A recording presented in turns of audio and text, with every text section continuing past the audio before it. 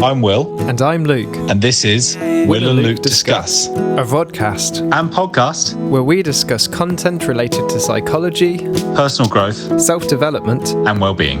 This episode, we're discussing The Happiness Hypothesis by Jonathon Haidt. So this is a book that he's written where he was aware that there was a lot of, wisdom out there in modern self-help books, and there's a huge amount of quantity of material out there kind of telling us the best ways to live and how to be happy, and many ideas of psychology that kind of get a bit diluted. And I guess he thought that he was able to find, kind of 10 key great ideas of ancient wisdom that,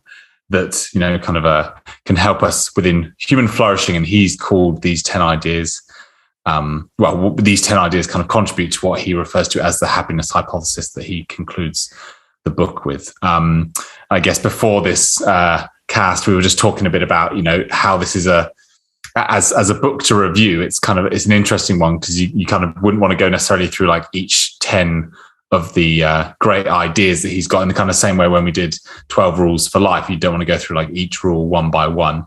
But I guess there's parts of the book that you can kind of pick up and learn from and apply to your own life. So I suppose we'll tackle it from that angle. But certainly there are, kind of 10 key ideas that he goes through in this book. Yeah, we'll try and pick out the key themes, I suppose. So he was saying in the intro that he was teaching a psychology course and found that people pay more attention if you tell stories. So what he did was take like ancient stories from Buddhism, Confucius, Taoism, Christianity, Islam, all these, that's what he means by ancient wisdom, the Greeks, the Romans.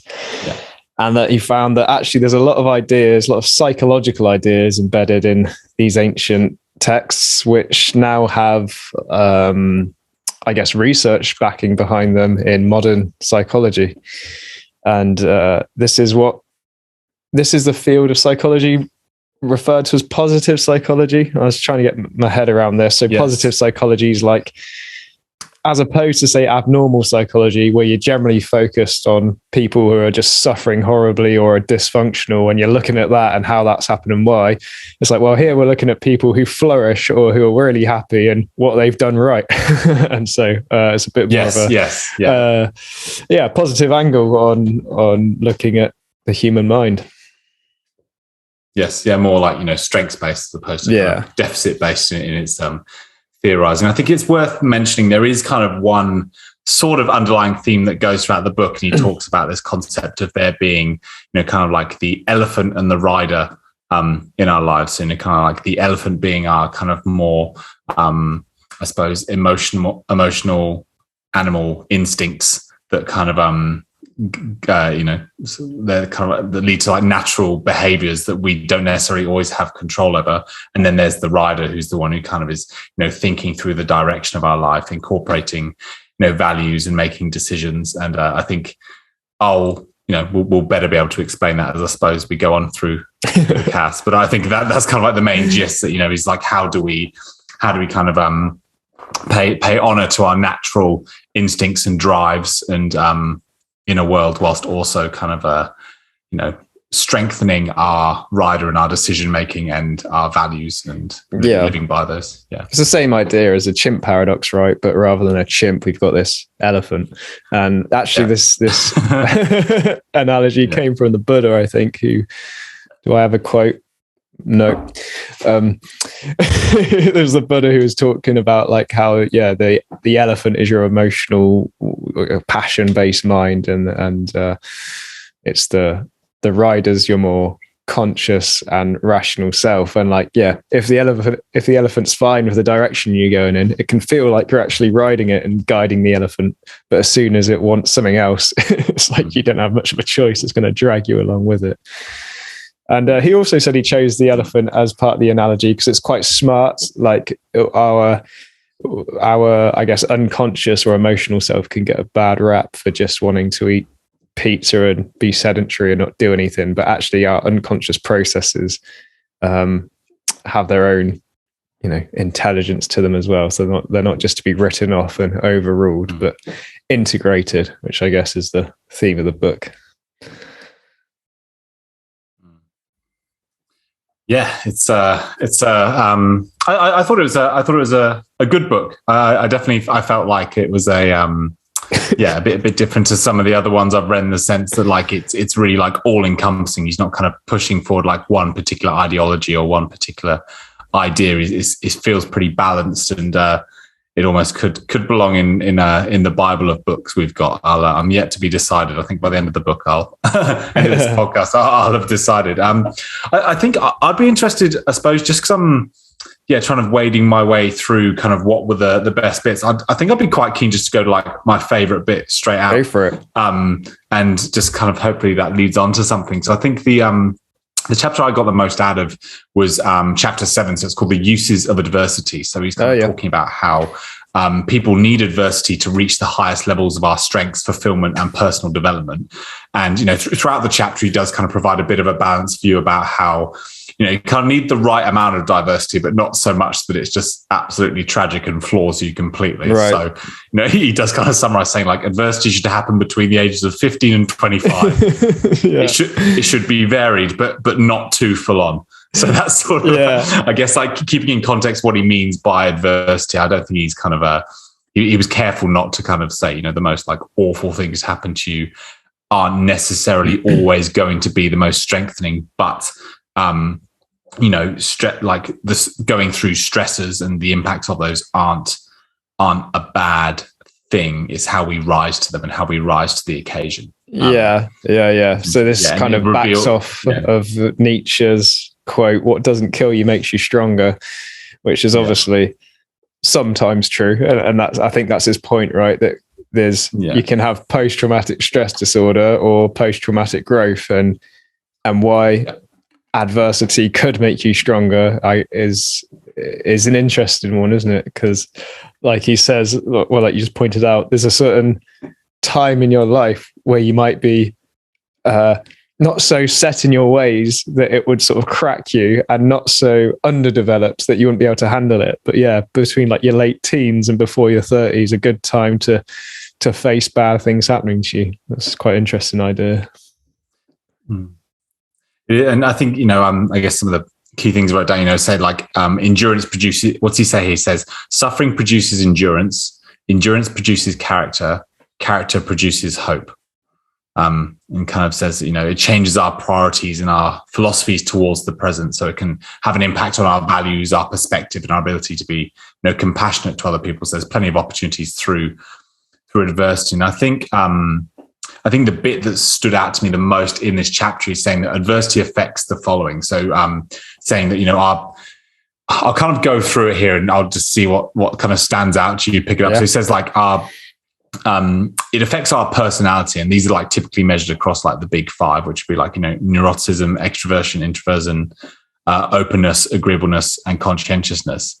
And he draws on the fact that there are, our personality has 3 levels. So there's like our basic traits, our characteristic adaptations. So that's things like goals, defense mechanisms, values, beliefs, life stage concerns. And then there's our life story, which is like an evolving story that integrates a reconstructed past, a perceived present, and anticipated future into a coherent life myth. So I think bearing all those 3 things in mind, thinking about like how adversity could contribute to that. So thinking that, your basic traits are affected by that. So like your level of introversion, extroversion, like how open you are to things, how agreeable you are to things, how conscientious you live your life. And then obviously going through adversity can affect your defense mechanisms. Like, are you kind of being overly protective in certain situations? Like how much does that kind of dictate your interactions with people moving forwards? And then how it would affect your life story, like how do you script and re-narrativize difficult moments in your life that kind of contribute to who you are now, so you can kind of look back and go like, that's something I went through, I understand that clearly, here's how it affects me in the present. Knowing these things about myself and the difficulties I've been through or the challenging situations I've been through, here is how I will proceed into the future. And I think that was I suppose quite a neat way of thinking about it, although I probably explained it in not a very neat way. I feel like it was kind of quite a nice way of thinking about it across those three levels. Yeah. And he returns to that idea, I think, in his last chapter about happiness comes from in between, and that these three levels, if they're aligned, if we've sort of got a life script that matches our personality type and our defenses and our goals are all nicely linked up, we're probably going to be more happy than if, we're really introverted and agreeable, but we're trying to make it in sales, to use a really mundane example. It's like, so, and this also built on James Pennebaker's work on writing about trauma, like writing about traumas you've had, and I guess being able to express your thoughts and feelings around it really helps you process it. And literally those studies show that your heart health's better and you're likely to live longer if you write about the bad things that have happened to you. And I guess that's part of that third level, creating your life myth. He just on the back of what you're saying there, he's saying like a well-integrated person is when your basic traits match up with your characteristic adaptations, which are consistent with your life story. Right. Yeah. I think that's a really nice, concise way of putting it. So like that they're all in balance and everything's making sense. And also saying that, in terms of how we respond to adversity, there's like three different ways of coping. So there's that like active coping. So directly, facing the things that challenge us head on. I think, Jordan Peterson would probably have a lot to say about that, like staring down your demons and slaying the dragon within and all that. And then there's like the appraisal, which is like the internal work, which I think links probably a bit to what Pennebaker is saying, kind of doing internal work to investigate what's going on and to correct. And then I guess the final way we would, cope with things is through like avoidance. So denying, blunting, distractions. Yeah. And that kind of got me thinking about, stuff around like Marino's like role theory about like we have different coping systems. So like sometimes we move against, we move towards, or we move away from challenging situations. And I suppose like within that, we have different roles that we undertake depending on different challenging situations. And I think, I guess there's a lot in that. I suppose, but it's I guess kind of summarizing like what he's referring to as like a well-integrated person who's able to kind of balance all of these and cope in healthy ways, which often face things head on, which will lead to you being a lot less like neurotic if you face things head on. Whereas if you move, if you move towards things, you're likely, he says, like to be happier, to feel stronger. Whereas if you move away from things, you tend to be more neurotic and worry more and a lot less happy. So I'm trying to follow them. Yeah. So there were three ways we handle adversity. And it's, if I heard you right, the first two sounded, like a pretty good idea. And the last one was like, sweep it under the carpet and don't think about it. Yes. What were the difference between the first two again? Active coping and which is directly facing it, and then appraisal, which is internal work. Okay. So the first one would be like actually like behaving in a way that, I don't know, like exposure therapy or something. Whereas the second one's more about your inner life and writing perhaps. Yeah. Cool. Yeah. I assume he's saying that they're both pretty good ideas. Yeah. And he does quote Pennebaker, about opening up and how we can like, how we can like close chapters in our lives as well. Yeah. Well, Jordan Peterson's, what's it called? Self-authoring suite is all based on James Pennebaker's work as well.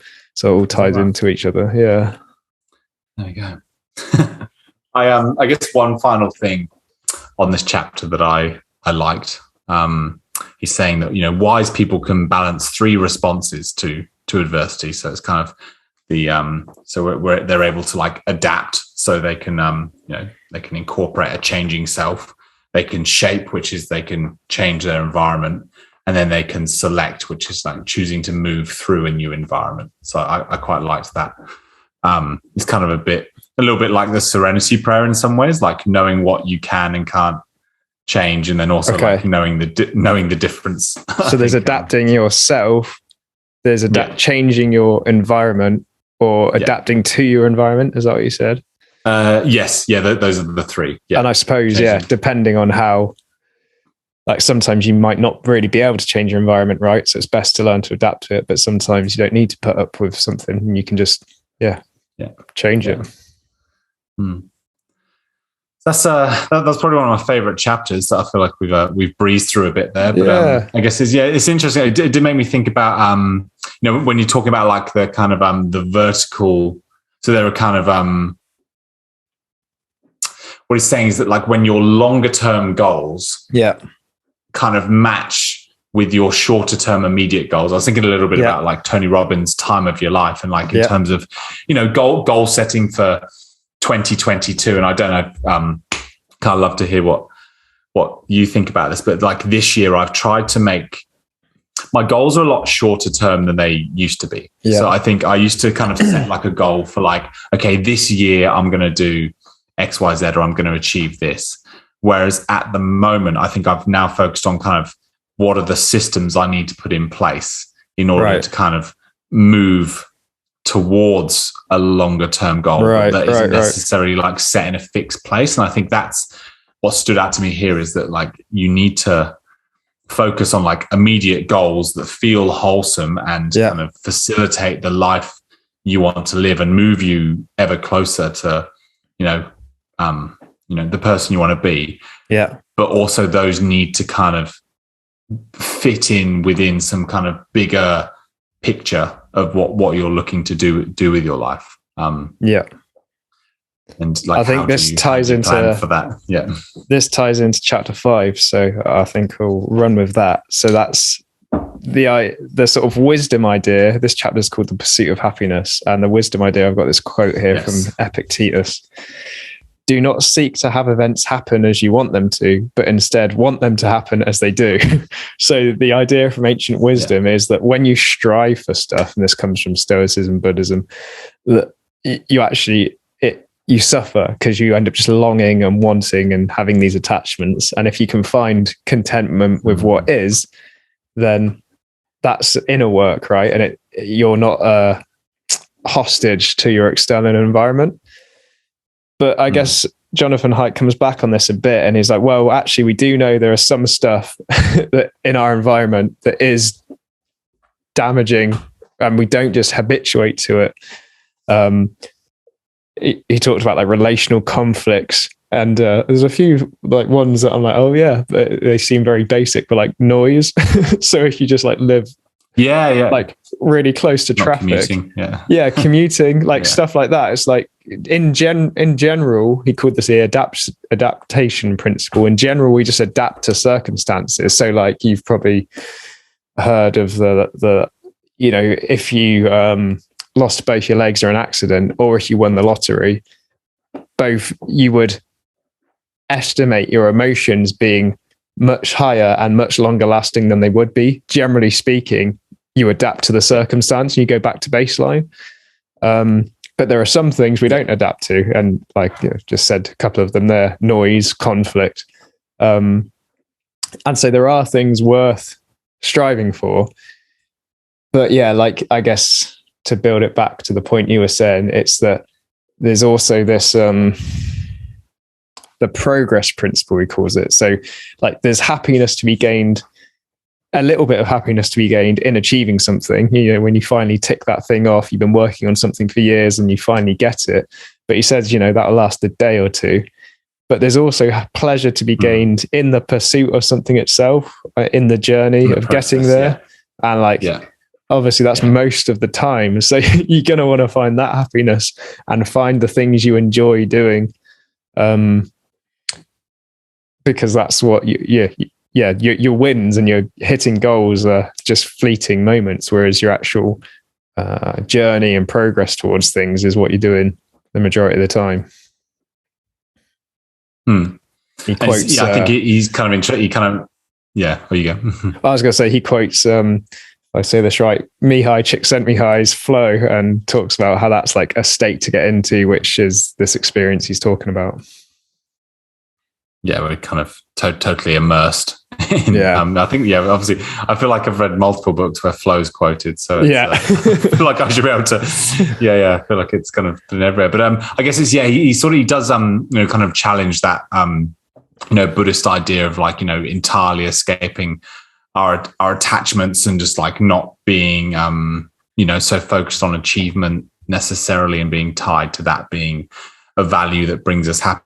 He challenges that in the sense that he's like, yes, cultivate acceptance, weaken your attachment, your emotional attachments to things and people and situations, but also use your strengths, like commit yourself to something, like move yourself forwards. Like it's not kind of like a leaning back and totally accepting everything. Like there is a degree. Yeah. There is like a degree. There is, there is happiness to be found in purpose and pursuing things and hitting goals, and and to that degree, making sure the things you do in your life are a means to an end. Sorry, doing them is an end in itself. Right, the means are an end in itself. Exactly. It's interesting. I wonder if this might tie interesting into a section he writes on work. Do you remember that part of the book where he talks about so he talks about like the love of doing meaningful work, basically saying. So he says it's important for us to pursue the right goals and find flow at work. So he says we have a drive to make things happen. Like we naturally like strive for like competence, industry, and mastery. Right. And part of that is like engaging in our environment and making progress towards goals. And, if work is varied and challenging, it's exciting to us. And it kind of like deepens our meaning, because happiness comes from getting like the connection to your work right with your values and feeling like you're pursuing something. And I think it's something I can certainly vouch for, is that having meaningful and enjoyable and challenging work provides a lot of meaning in your life. I think he really advocates for that as like a key part of what he just happiness in general. I feel really hesitant to say the word like happiness sometimes, because it's such like a broad term, and of prescribing it down to these specific kind of bullet points of like, oh, you'll be happy if you have good work, or you'll be happy if you don't live near traffic, or but I don't know if that's something you'd like to comment on. It's I think it's quite interesting. Well, I think I remember reading this part, and so I'm going to tie it into another chapter, which he talks about how thinking. There's the Shakespeare quote, isn't it? I'm going to butcher the quote completely, but it's something like, nothing is either good or bad, but thinking makes it so, right? So it's the way we interpret. It's the foundation of CBT, cognitive therapy, and Stoicism, and a lot of Buddhism. But it's not the external world that affects how we feel, but it's how we interpret our situations. And so off the back of what you were saying about work, I think he was saying as well that the meaning we might find from work is kind of unique to us. So someone might have a job which you might consider, I don't know, trivial or mundane or something, or unpleasant. Let's say someone works in the sewers, but like if they can attach the meaning that I'm providing an absolutely crucial function for society here, like if the sewers don't work, like no one's happy. So like, and when they can find that meaning in what they're doing, it's like, I attach to that, and you'll find your contentment. Or even if you're doing something you don't care about the job, but it's purely for the money, but the money is the means to, I don't know, providing for your family, and then that's the channel through which you can find that meaning. It's I guess I'm saying that it's not necessarily the type of job you have, but it's the meaning you can find within it for you. I think he's making the case is most important. And being, kind of feeling like you're using your strengths, feeling like it's use your strength, and then you kind of like approach the work a whole lot differently. And you I think also saying like something you're you're committed to. Doesn't matter what it is, but like necessarily like you are committed to the work and you feel like you're using your strength. Yeah, I suppose that's a slightly different point, isn't it? But yeah, it's like if you were doing the sewer work, you found meaning in it, but you kind of knew you had the potential to be a theoretical physicist. You might be like, I'm not living up to my potential here. And that's, I guess, suppose that's down to each individual to feel where their limits lie. That's yeah. I wonder if you could explain to me, because I'm not 100% sure about kind of what do you mean? What he means by happiness comes from between. Oh God, I was going to ask you that question. I think that's well, I've written down kind of like what he refers to as the happiness hypothesis. Okay, the happiness does come from between. So I guess I'll read it and see. I'd like to hear your interpretation and help me understand it better. Yeah. There we go. I'll give you a bit of a head start. I'm just going to throw it right in. So it says, happiness is not something you find, acquire, or achieve directly. You have to get the conditions right and then wait. Some of these conditions are within us, such as coherence with the parts and levels of our personality. Other parts are about the relationships with others. We need love, work, and connection, and something larger, something to strive for. From this, purpose and meaning will emerge. So I think he's talking about the interactions between those, the conditions within us and parts of our personality. Yeah. So it sounds a lot like, I might call it coherence or integration or congruence, where like it's not so much each individual thing, but the way in which they align. So, we talked, so one aspect of that might be, for example, our elephant aligning with our rider, like when our elephant and our rider, our rational self, our emotional self, our conscious or unconscious are going in the same direction, that feels pretty good, right? And I guess that idea expands to relationships when we're working towards a shared goal or we have shared values. It might not be the values themselves, but the fact that we're sharing them and we're in harmony, something like that. That's my first crack at the whip. Yeah.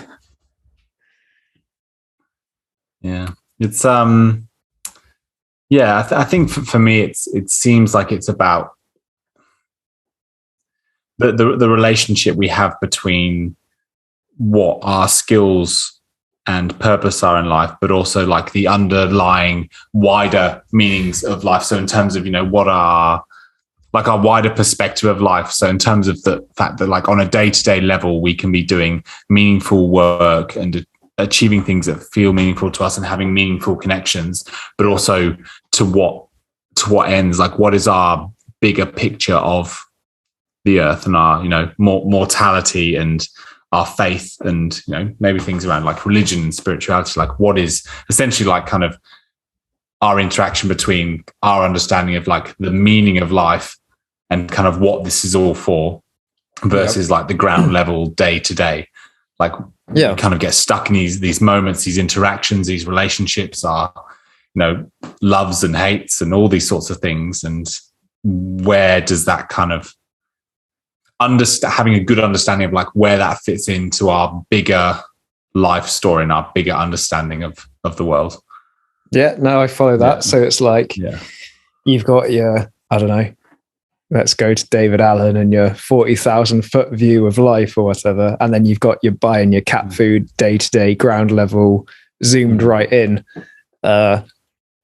perspective. It's like if those are in alignment, if the way you're speaking to the person at the checkout counter is in alignment with your values and virtues of like the person you want to be when you look back in life, that's sort of in betweenness that's that if you sort of persist with and train that elephant so you're not all moody and stroppy and frustrated with people you come across, but you actually value the idea of spreading joy or positivity, then that's one example, I suppose, of an in-betweenness you might be talking about.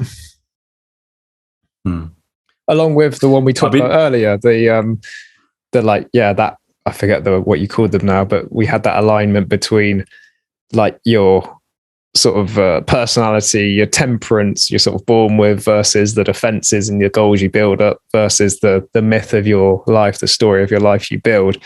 I suppose that's another type of in-betweenness, a type of integration we're looking for as well in this idea. I liked the probably my other favorite chapter was chapter 2, Change Your Mind. Yeah. So I suppose that's kind of like off, does talk about that kind of elephant in the rider. He says that, the rider, as people, we can't necessarily just like change on our own. Like the elephant needs retraining, and this is done through behavior that occurs month after month. So I quite like, he says, our elephant has like inbuilt biases and reactions, and it reacts instinctively. Yeah. But then like if we can train the rider to have better control over it, then we're in a better position to kind of like create meaningful behavior change. And I kind of think about it like on a day-to-day level when I'm trying to change a behavior or instill a habit that requires action, like a physical action. What is it that I need to like feel and believe in order for that to change? And I think it does take time, and sometimes I can't give myself like daily reminders about the values behind the new behavior change. But sometimes kind of like I'll fall to the level of my, I guess James Clear would say, like level of like my systems, or I'd fall to kind of like base, sort of I can have all these like values about being like a healthier person and moving things forward, but then I'll still eat that pizza and have that beer I said I wasn't going to have, Yeah. So I guess I'm just thinking about, kind of how do we strengthen the rider? Yeah. And he makes the point that just it's that chapter, if you basically turn that chapter into a book, I think that sort of becomes the chimp paradox, or it was sort of training that chimp, and it's not,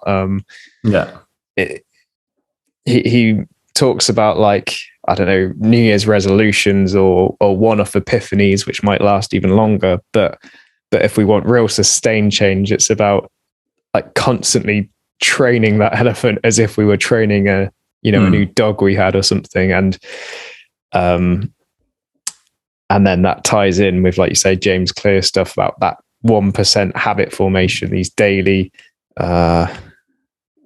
small wins. And it's like, how do we decide on goals that we believe our future elephant will agree to do? So, when it's the night before and you have the best intention of, I don't know, going to the gym or whatever, or like you say, having that healthy dinner, then that's all very well, you, the rider, the night before saying that while your elephant's asleep. But when it actually, the rubber hits the road and it is the next day, and you have all the feelings and thoughts of being in that moment, you might have very different ideas. And it's like, how do you plan for the state of mind you'll be in when you're in that now of what your plan was for?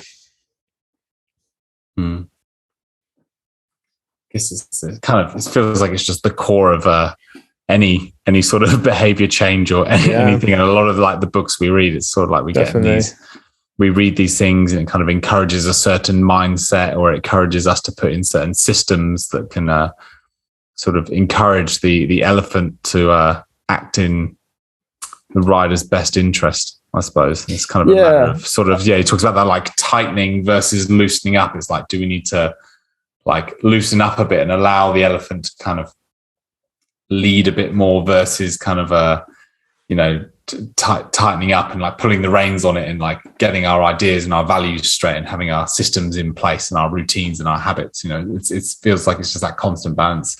Again, that like chaos, order, that structure, routine versus creativity, allowing things to flow. It feels like it's a commonly captured idea, and it's something to think about.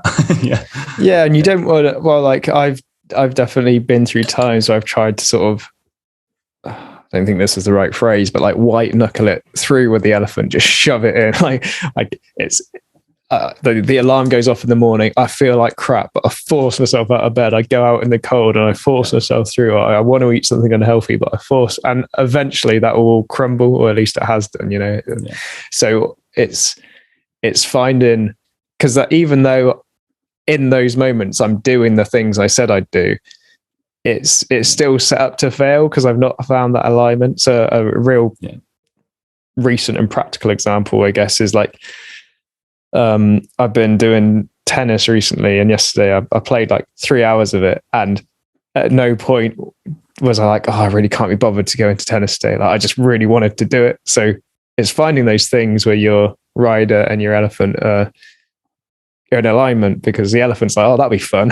It's not the same as going out in the cold when it's dark outside during January in England, but it's so it's not just about like forcing your elephant to do what it doesn't want to, but it's about, I don't know, bringing it to the table and see what it will agree to as well. And I guess kind of back to what I was saying earlier, kind of if you do sort of I guess if you're giving it negative language, like slip up or have that, kind of do something that doesn't act in your best interest necessarily. It's kind of like, how does that fit into your wider life story?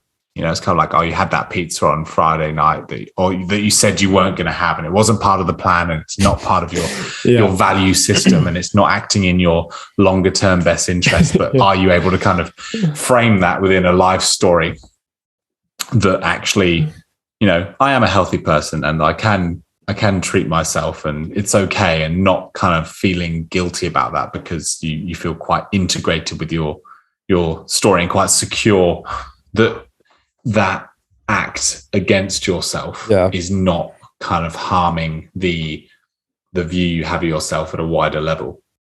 Right. If you know what I mean, like kind of not like damning your entire sense of self for one decision that the elephant took over compared to, or the rider lost control, or the rider wasn't able to think straight. Not kind of casting yourself in such a dark light for these smaller mistakes, and kind of being able to put it in the context of a wider myth you have of yourself that incorporates everything, from the purpose of life to what sort of person you want to be on a day-to-day level as well. So it's interesting. Yeah, it's I guess when you think about it.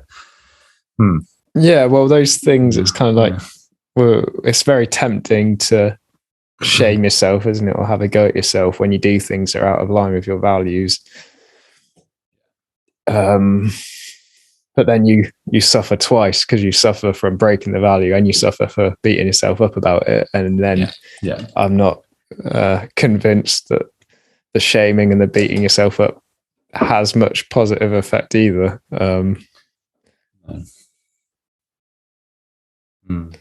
He says in this chapter that we're kind of building off the divided self, he says human rationality depends critically on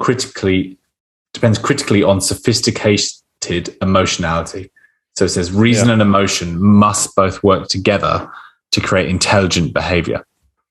Yeah. Which is a very formal way of saying you need to kind of like, rein in your, like, that's the way of like strengthening your ego, right? The conscious, rational self. Like, you need to really strengthen that so that when it comes to interacting with your emotional self, and the emotional reactions and behaviors and internal drives and all those sorts of things, that we're in a better position to make decisions that are kind of in the best interest of both, potentially ones that kind of do kind of satisfy the emotional side of you and the elephant, but also kind of ones that act within the best interest of high level principles and kind of more logical ideas that are better for you.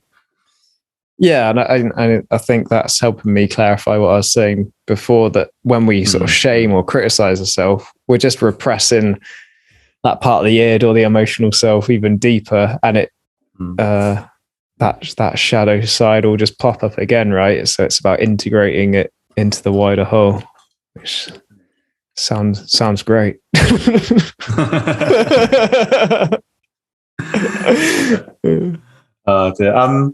Well, look, I feel like there's some of the key ideas I've gotten from this book, and it's I'm kind of interested if there's kind of anything else that stood out to you in this book at all, or any other highlights. I think off the top of my head, which it probably will tie into the rest of what we talked about, is this idea of virtue ethics. So he talks about that in modern day, we have a sense of morality, which is based on like either rights or, I guess, utilitarianism. So I don't know, does this policy lead to more or less suffering, right? And then he says that a sort of a lost sense of morality is building your individual virtues and character.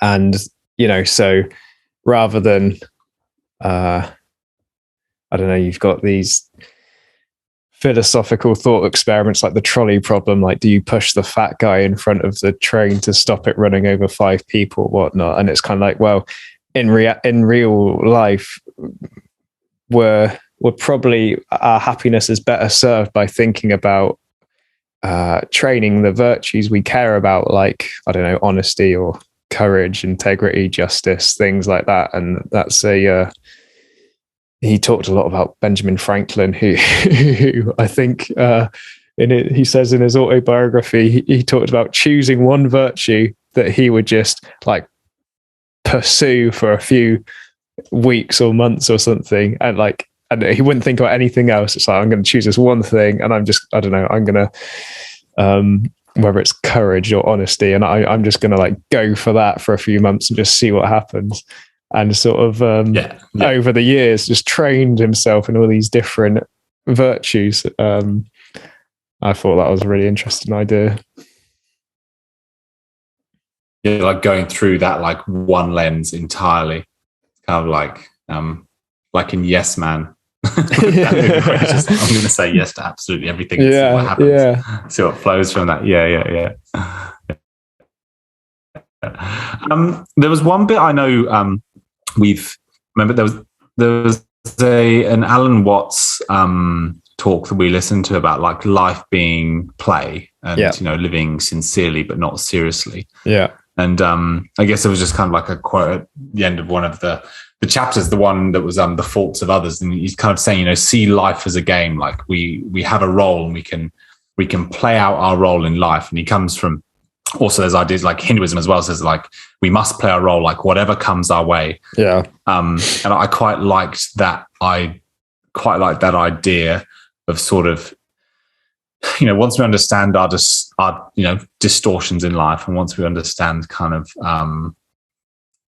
you know, kind of what's getting in the way of us being able to kind of serve ourselves, but also the community at a wider level, like what can we do to live more playfully and sincerely without getting so, because we talk about some quite big ideas today about kind of, you know, integrating all parts of yourself, your myth, your story, your all those sorts of things. It's like how can we have all those things but still live, you know, with a lightness about us? And I guess one way of doing that is by kind of seeing that this is your role in life, and, you know, just play that role and let it flow without being so hard on yourself. This is part of this is part of your role in life and your place on earth, and you were born and you have something to contribute and you have something to give the world. So I like that. I guess that's a bigger question, but just that idea of play. And I think that builds on potentially another, maybe another virtue, something like I don't know, lightheartedness or seeing the comedy in things. Because at the end of the day, when you're trying to live a healthy life and you find yourself eating beer and pizza, that's quite funny. And maybe being able to see the funny side in it is it is part of life as well. And I suppose what you're saying about roles is that we almost have to take on social roles to play a part in society, but almost having a similar attitude to them as we would if we were playing like a character in a play. It's like, I'm going to give it a good crack, and I'm not going to like drop the ball, but I'm not going to have my identity invested in this so much that like it feels like life or death to me and I take it too seriously either. I think even being able to kind of incorporate that level of attitude or that into your life story, that like my life story is something that is a light thing, and it's not kind of this this biography that's going to be kind of written in stone for all to see. It's kind of, this is like my life, and I can choose how it's written, I suppose, to sound a bit cheesy, but it's sort of like you can write your life story in a light-hearted way without it being kind of so serious and just, we're kind of talking about like, what he says, the life stories, it's like it integrates a reconstructed past, a perceived present, and an anticipated future. Like there's no reason why you can't look back at some of the things you've gone through or the lessons you've learned as like quite funny, if they are like funny things, or you can hold them lightly, and then you can perceive your present. You can, in the present, you can just kind of take things as they come and not really take things too personally. If it doesn't work out for you, and hold it lightly, then in the future, you just kind of like, oh, whatever. I think holding that lightly too, and not with too much like serious or too much, kind of anticipation or expectation that things are going to kind of be a certain way or fall at your feet or go exactly the way you want them. You kind of can enjoy the fact that things are a bit random and don't quite work out, and then they lead to other things. There's kind of a way of holding those three aspects of the life story lightly. I mean, that sounds good as well, doesn't it? It's these it ties in. Well, it all sounds great. It ties into we talked about this theme a while ago. I think after we'd done, we'd read and chatted about a number of these self-help books, and we were saying like, you can suffer quite a lot striving for this stuff, and that's quite funny given the context of like why try and grow at all, why try and develop, what's the point? And it's like, and I don't mean there is no point, but if you end up clinging on to this stuff so much, beating yourself up when you don't meet goals, or when you drop habits and all that, it's kind of like, well, if you went through life just striving to meet plans and values that you never quite lived up to and continuously beat yourself up for until you died, that's not a very good life either. So it's like, no. It's how do you balance the like, I want to have some North Stars to aim for, so I have a bit of direction, but like, I'm not going to suffer because I never hit them either. Like that's, that seems counterintuitive. So it's about acceptance versus striving or something like that. And I think this attitude of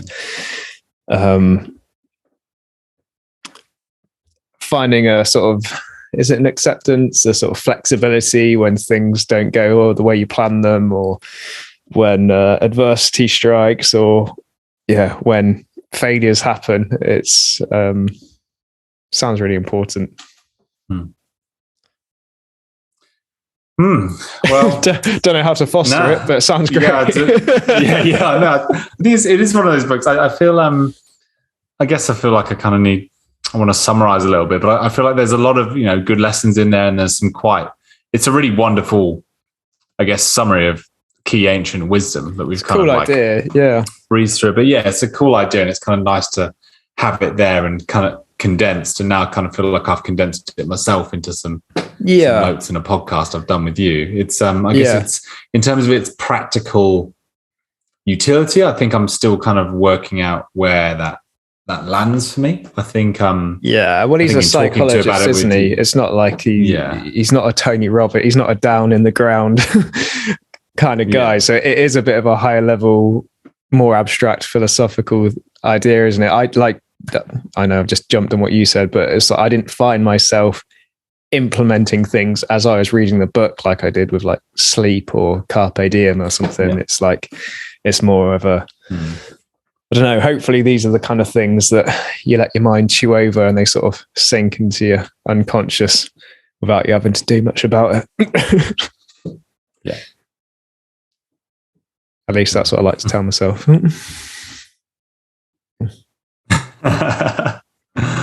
All right. Well, I think if you're happy and that's all, I guess we'll wrap it up there. But the next book we're covering is How Emotions Are Made by Lisa Feldman Barrett.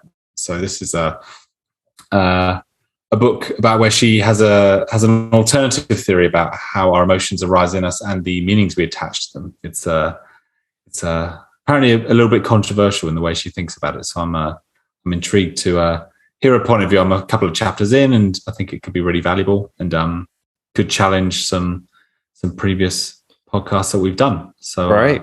Well, I haven't opened it yet, but I look forward to it. Good. See you in 15 days' time. I better get cracking. Yeah, you better add. All right, well, yeah, good to be back on it. It's probably been about 6 weeks at least since we've been on the cast. So yeah, nice. I finished this book like a month ago, so it's not quite as fresh as I would have liked. But that's I think that's a good practice in and of itself, right? Because if the book only lasts as long as you read it, then you're not taking too much wisdom from it. So it's nice practice to have a bit of distance. Yes. Well, right. We'll chat to you soon, mate. And nice to be talking again. I guess we'll a couple weeks time. Cheers, mate. Happy New Year, mate. Bye. Bye. Happy New Year, innit?